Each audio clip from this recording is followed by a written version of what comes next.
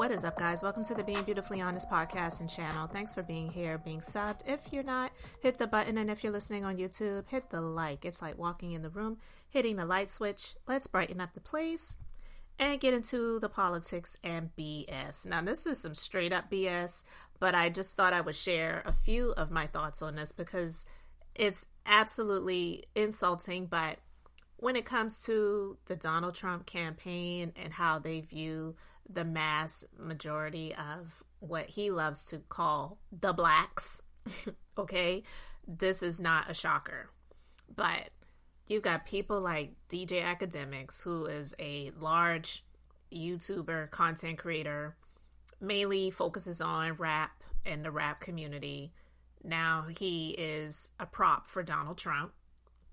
He's had Donald Trump Jr. on his show. They have him, they're like boosting him up on the platform called Rumble, which is a right-wing conservative platform that is getting him money, okay? And then now you've got Amberrose, who was critical of Donald Trump before, and now she's saying that Donald Trump is the great white hope who needs to be the president to save the country, save the babies. This man who has been convicted on so many different charges, this man who continues to lie, who definitely was cheating on his wife while she was pregnant with Barron, with Stormy Daniels, but now the best he can do is say that he never slept with Horsey Face. Like, really? You didn't care what her face looked like. You was just wondering what that pussy was feeling like. And yeah, I said it because that's exactly what it was.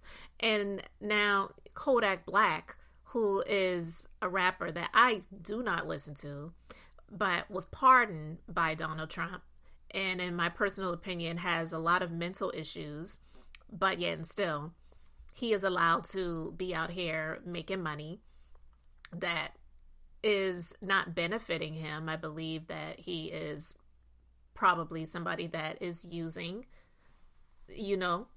and so putting money in the hands of someone like that and not getting treatment is a time bomb. But these are the props that Trump and the MAGA extremists want to put in the faces of black people to make people believe that this is who is going to influence the votes of blacks, African Americans to vote for him is absolutely ridiculous. I want to play this clip of Kodak Black.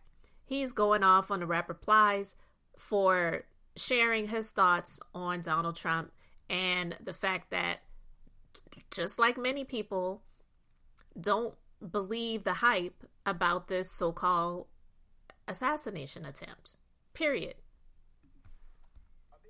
Go smack Plies for what? Oh, Plies had to probably been up saying some more crazy ass shit, man, dog. I ain't gonna lie. You know what's crazy? The niggas fucked up by Plies. But, like, we ain't going for no Trump slander, bro. You need to go ahead and take that out, bro. You need to get off that shit, Plies. Like, Trump ain't did nothing to you, man.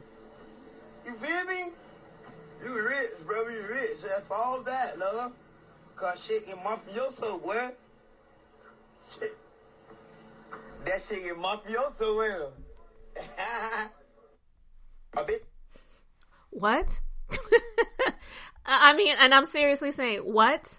What was said? I didn't understand a word that was coming out of his mouth. And that is one of the props that the MAGA extremists, the Trump campaign, wants to put on a pedestal to promote for blacks to get out and vote. The majority of the people that follow this buffoon aren't even registered to vote. Some of them probably can't vote because, just like Trump, they're felons. I don't even think Kodak Black can vote because, yeah, Donald Trump may have pardoned him on that, but doesn't he have other convictions? Other previous convictions? So I'm just saying, it's just absolutely ridiculous that they prop up people like Kodak Black Amberrose, who I'm going to do a different commentary on just to talk about her and how they really feel about her. But this woman that was calling him an rapist before now stood before him at the RNC, which I believe, again, a paid prop, because she needs the money.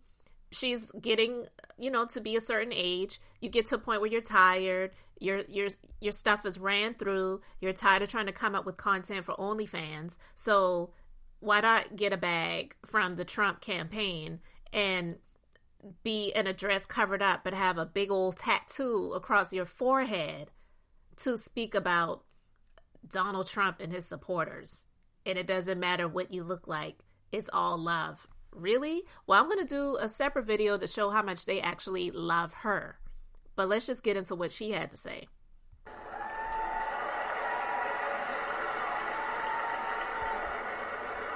But I'm here tonight to tell you, no matter your political background, that the best chance we have to give our babies a better life is to elect Donald Trump President of the United States.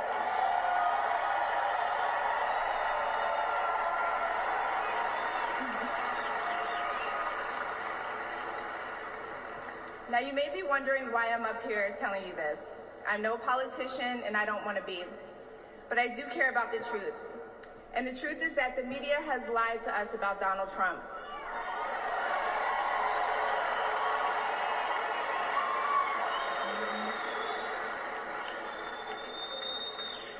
I know this because for a long time I believed those lies. So I'm here to set the record straight. The first person I knew who supported Donald Trump was my father. I was shocked. My entire family is racially diverse. And I believed the left-wing propaganda that Donald Trump was a racist. My father said, "No, he's not, Amber. What are you talking about?" And when I insisted, he said, "Prove it." So to prove my father wrong, I did my research and looked into all things Donald Trump. People have to do their research. I watched all the rallies, and I started meeting so many of you, his red hat wearing supporters.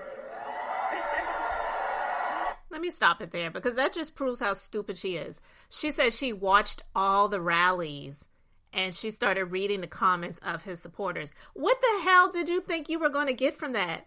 That's what you call research? How about research what he said about the Central Park Five, and even after they were exonerated, refused to take back his paid advertisements calling for them to be executed? If that alone is not good enough, how about how he wanted the Black Apprentice winner to share the spotlight with someone else who was white? How about the man who was on the back end of The Apprentice, who had signed an NDA, I think it was like a 20-year NDA, and once it finally expired, came out and said that, yeah, he definitely was using the N-word. Those are just a few instances. How about the lawsuits for him in race discrimination in housing?